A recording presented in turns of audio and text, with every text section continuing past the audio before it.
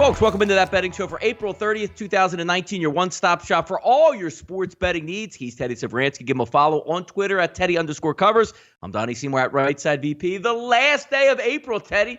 Interesting stuff going on in the NBA. I can't wait for us to break down the doubleheader tonight. But first things first, hot topic of the day, Jimmy Buckets bails out the Philadelphia 76ers. Hey, Teddy, when you have a 6'11 point guard that refuses to take the ball to the rim and wants nothing to do with the basketball late in the game, thank goodness you have a veteran who wants to take the ball, wants to react and get that W. 30 points for Jimmy Butler. The Sixers, out of nowhere, my Sixers, Teddy, cover the ticket, play great defense. How about that? 1-1, headed back to Philadelphia.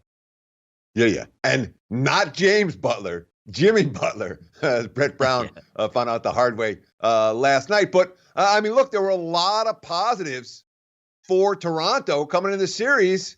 A lot of positives in game one. But the Raptors bench, that's supposed to be a strength. It was not a strength last night. It was not a strength in game one. And Toronto's not going to win this series if their bench doesn't outplay the Sixers bench. Powell, Ibaka, Van Vliet, none of them did anything last night. Sixers had 20 turnovers last night, only 12 for Toronto, but Philly showed the intensity at the free throw line, 24 of 26 from the charity stripe, plus 8 on the boards. Even though Embiid didn't have a big offensive game, got the job done in terms of the low post presence. That's good news for Philly moving forward. We talked about the star power. Star power stepped up for the Raptors last night with Jimmy/James Buckets making all the plays for Philly down the stretch. Yep, an angry Jimmy Butler, always nice to see in the city of Philadelphia. Also last night, Joel Embiid, a little bit under the weather going into that game, only comes up, doesn't have a huge impact offensively, but when they needed him the most, only up one with under a minute to go, makes a nice spin move to the basket, and a three-point shot by Danny Green, which, one of those things, Teddy, which, I don't know, maybe factored in if you had the total or the over, wanted to see it get to overtime. That one where it's like, and it ends up missing there. Tobias Harris gets the rebound. 2 free throws, the Sixers moving on, and I didn't see it coming. I am a happy camper today with those Philadelphia 76ers. Game 3, Teddy, Thursday night going to be in Philadelphia. Sixers open up early as a 1-point favorite with that. As the week moves on, we'll certainly be able to preview that. How about last night, Teddy? I like to say the forgotten series in the NBA right now. Lillard and Jokic go nuts on Monday night, lighting it up. But Denver, how about this, Teddy? Because we tried to talk about it yesterday on That Betting Show, looking at this game saying it's going to be the rested versus the team that's, a little bit has that adrenaline kick on the home court. Looks like that adrenaline kick won out, Teddy, last night. Yeah, and honestly, there's some bad news for Portland in the way they lost last night. Because, look, Lillard has a huge game. McCollum had a good game. Rodney Hood, who's been a non-factor in the postseason, he's got hot from three-point lane. Enes Kanter, what, he missed 2 shots? He was enormous on the offensive end. So you had 4 different Blazers with big offensive games. And after halftime, they were never within 5. Denver covered the whole second half of that ballgame. Some of it was Portland's turnovers, 18 Blazers turnovers, but let's give Denver's defense credit for that. And obviously last night, not a strong defensive game for either squad. Jokic was talking about that after the game, saying, hey, we got to step it up on D, which I think is a good sign for Denver moving forward. The fact that after that game 1 win, their thoughts are, how do we improve? Not, we're fat and happy. We just got a 1-0 lead in the series. Good news for Denver moving forward.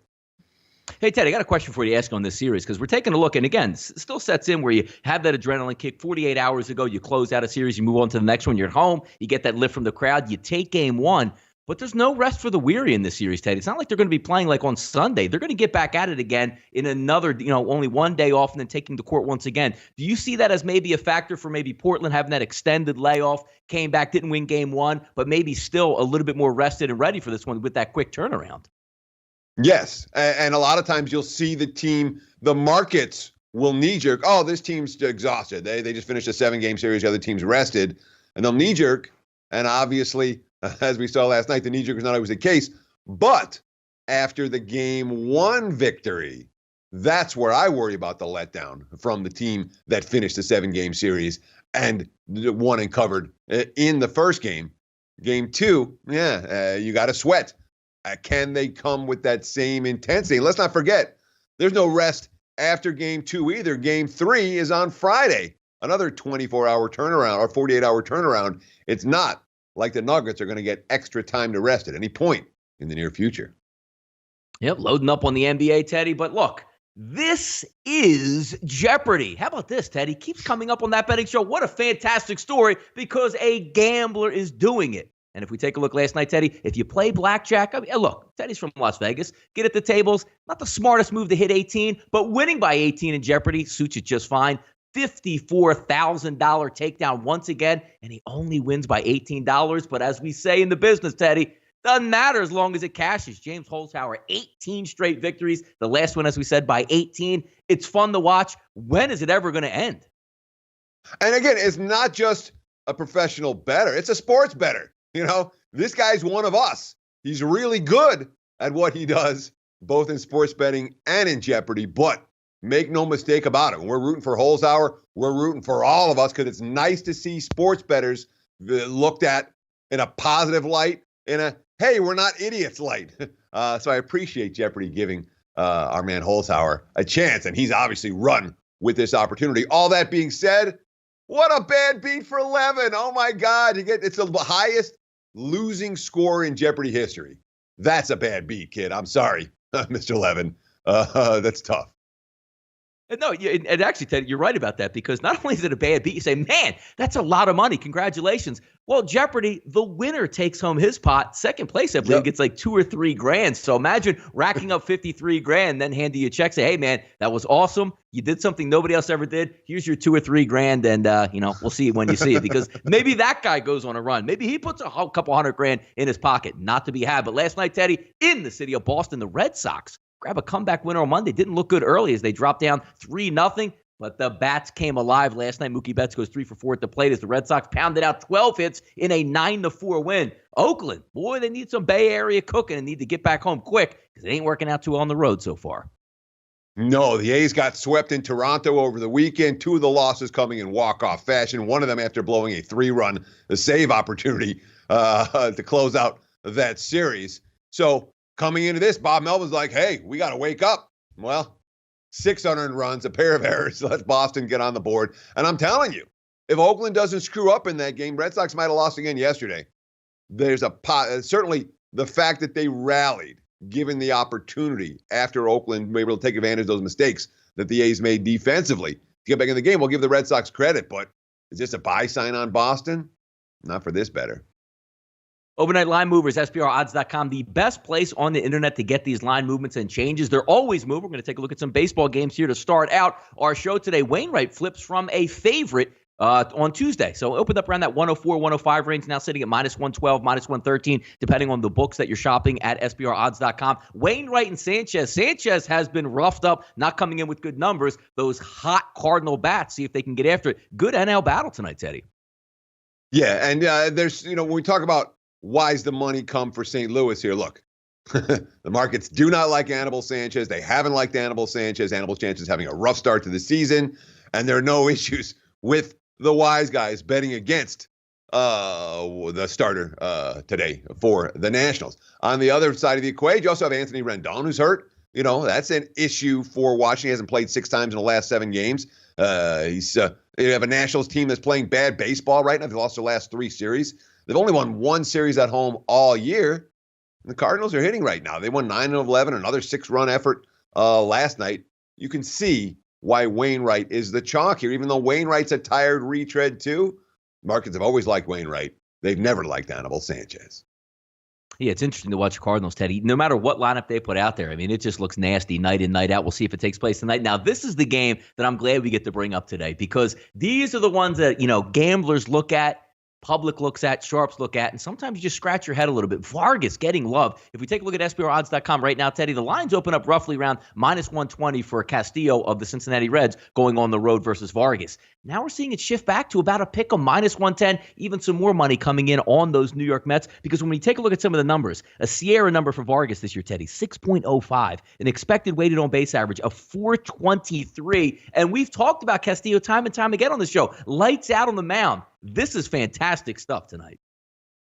Yeah, so we've talked a lot about Castillo taking money and Vargas getting bet against, and that's happened fairly with consistency so far this season.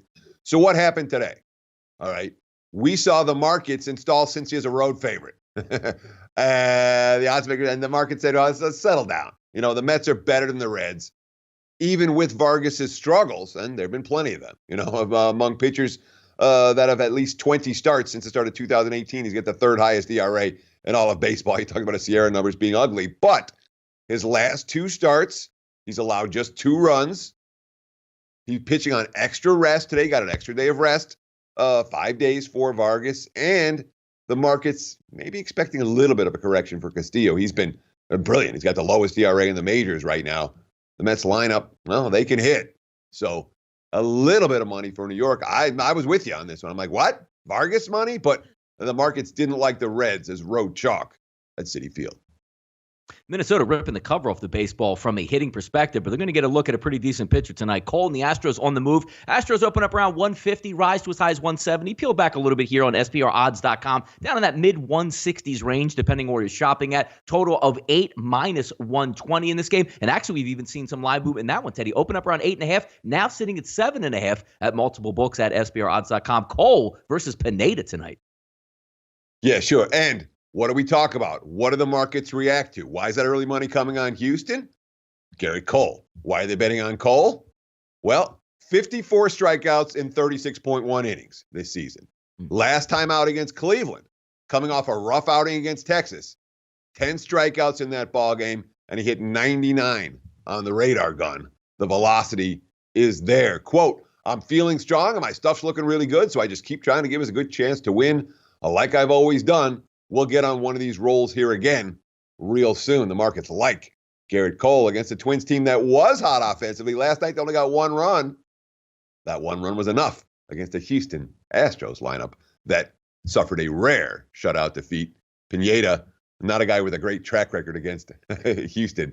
Not even a little bit.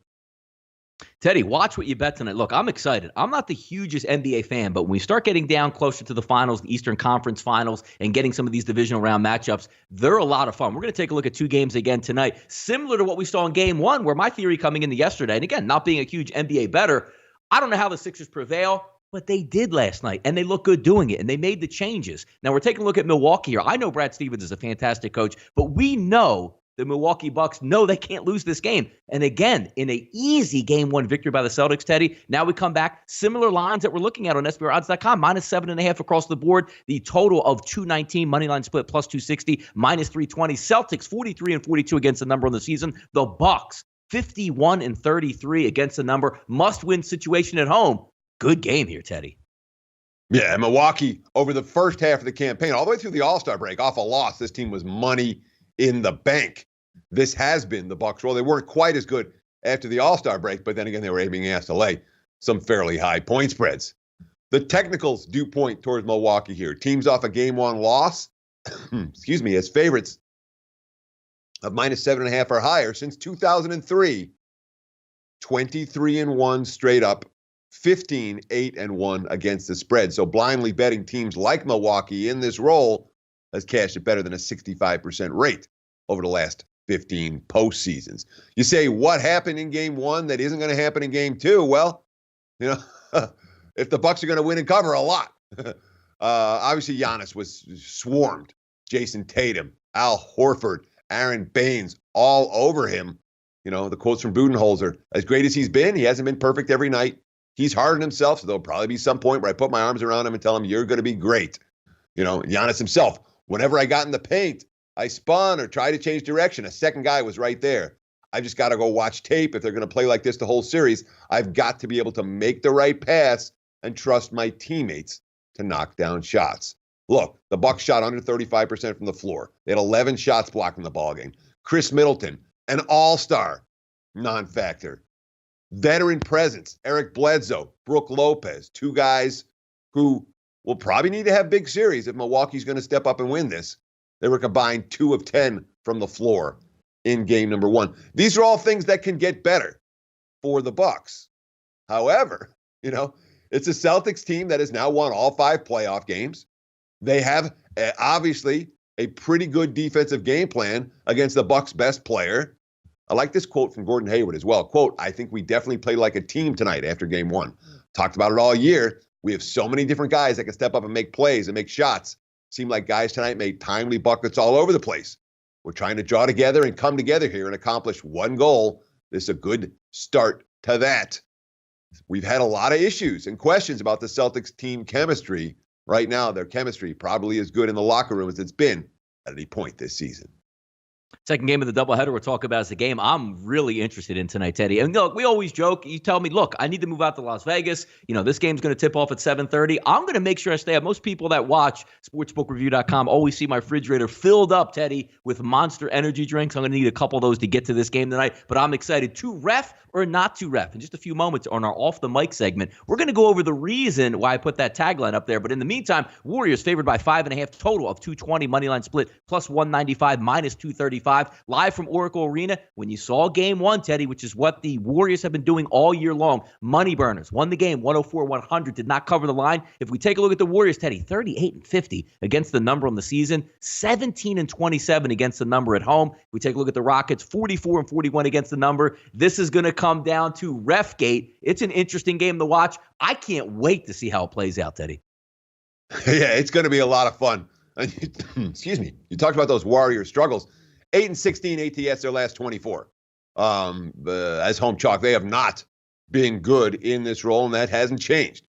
We saw that in game one of this series. We saw that when they lost twice to the LA Clippers at home in the first round. Worth noting, the Warriors off a win in the postseason. Well, they're 0-4 ATS following a single victory, and obviously they won game one of this series. Houston has been to Oracle and won. They won here in the playoffs last year. They won here in the regular season this year. This is a roster that GM Daryl Morey basically designed to beat Golden State. They were able to bounce back from a game one loss to the Warriors last year to come back and win a game two. In fact, they won that game in blowout fashion. And what happened in the first game? The Rockets didn't shoot well. This is a team that had shot at least 33% from beyond the arc in every game against Utah. Utah's a pretty good perimeter defensive team. They were under 30% from three-point range in Sunday's loss. Obviously, when you talk about three-point shooting, there's enormous variance from one game to the next. But in theory, if the refs are looking at some of the fouls/not fouls from the Warriors invading the space of the Rockets as they're shooting those three-pointers, one would think that Houston will be a little bit more efficient tonight, whether it's three-point shooting, whether it's shooting better or getting to the free throw line more off of those free throw attempts. All that being said, there's a lot of buzz about Houston barking at the refs, and that's never a good sign for a team when you're talking about any off-court distraction. This video of Game 7 last year where the Rockets we've been cheated, we've been robbed. I don't want that mentality. I want a mentality of we're hungry and we have to beat you and the refs in order to win this game. Houston needs to have that mindset. They're going to get the straight-up victory, maybe even the cover at Oracle this evening. Worth noting pace-wise for this game, we're talking about two teams that have played with a lot of variance in terms of pace this postseason. Golden State, they've been slow at times. They've been really fast at times. Houston, mostly slow. Game one stayed under by a pretty big margin. The Rockets don't look like they want to run with the Warriors on any floor right now, even though that's what we think of with Houston. They did a pretty good job at transition defense in game number one. We'll add on in just a few moments to that reffing discrepancy and see which way that game's going to get called. We're going to flip it over to the Diamond real quick. The Yankees, can they keep the streak alive on Tuesday, Teddy? Diamondbacks roughly a 131 favorite, total of 8.5. It's going to take place at Chase Field tonight. Yankees coming in hot, 17-11, but winners of 9 of 10. Diamondbacks at 16-13. It's going to be Sabathia and Greinke. The one thing we do know in this series, Teddy, regardless of who the Yankees put out there, they've been hitting versus right-handed pitching this year. A weighted on base average as a team, 342. But if we take a look at the Diamondbacks, Teddy, hitting left-handed pitchers as a team, 361. Might get a little bit of offense, but good matchup here nonetheless. We sure might. And let's not forget, the roof at Chase Field is open tonight. The ball carries in Arizona when the roof is open far more than it does when the roof is closed. So if you're thinking about an overplay, that is certainly something that you should pay attention to. CC, pretty good so far this season. Only lasted 5 innings each of his starts, but he hasn't given up a whole lot of run. The Yankees have won every time he's on the hill. He's going for 3,000 strikeouts tonight. Quote, it's cool, especially that short list of lefties. Only 2 other lefties, 2 or 3 other lefties with 3,000. Was it Randy Johnson, Steve Carlton, the only other 2. So he's excited. But this is CC's quote, That's something I can't think about now. I'm focusing on making sure I stay healthy enough to take the team win. I'm glad that I'll be able to get this out of the way kind of early. He only needs 3 strikeouts to get to 3,000. But certainly, an issue for Arizona with Greinke on Sunday, the D-backs ended up playing what was essentially a bullpen game. So Merrill Kelly was supposed to go here. Well, they said, we better have Greinke go here because our bullpen is a little bit gassed. Greinke with 5 straight quality starts in his last 5 trips to the hill. Should be a good one there. Off the mic segment real quick, Teddy. Scott Foster going to ref the game tonight with the Rockets and the Warriors. Hasn't worked a game since February 21st, and we keep on hearing. You see Daryl Morey. You see the ownership of Houston really getting after it here, Teddy. Is this in their mind? Because you brought up a pretty good topic a few moments ago here when you take a look at, do you want the team that's motivated and just try to win the game? Or do you want the other team on the other side saying, well, how are they going to call the game to see how we can exploit it? It's an interesting matchup. I love the fact that Foster is doing this game. Just adds to the intrigue. I think it's going to get a pretty good ratings number, and I'm interested, Teddy. Yeah, exactly. If you want to get the casual fans involved, let's get as much controversy as we possibly can, load up on it, and then see what we've got for an intriguing ballgame. Remember, okay, Scott Foster was absolutely implicated in the Tim Donaghy scandal. Tim Donaghy, the only NBA ref to be disgraced for fixing games, okay? Foster implicated. Foster repeatedly on the phone with Donaghy day after day. No investigation. Okay, and here it is, more than a decade later. There's always controversy with Scott Foster. Whenever he's on, he shouldn't be reffing these games. He really shouldn't. The NBA should know better. I know it's fun, but Scott Foster's got no business being here. And if I'm the Rockets, I don't blame you for being a little bit upset at the referee announcement for Tuesday night. No investigations here on that betting show. We'll be back tomorrow. And what will we be talking about, Teddy? What a big Rockets win. What a big Warriors win. Oh, my goodness, the landing zones that James Harden had. Check it out and more tomorrow, the first day of May. But thank you for tuning in today, April 30th, 2019, your one-stop shop for all your sports betting needs. He's Teddy Severansky. Once again, give him a follow on Twitter at Teddy_Covers. I'm Donnie Seymour, Right Side VP. Join us tomorrow for the fallout of this Warriors-Rockets game. Cash your tickets and good luck tonight.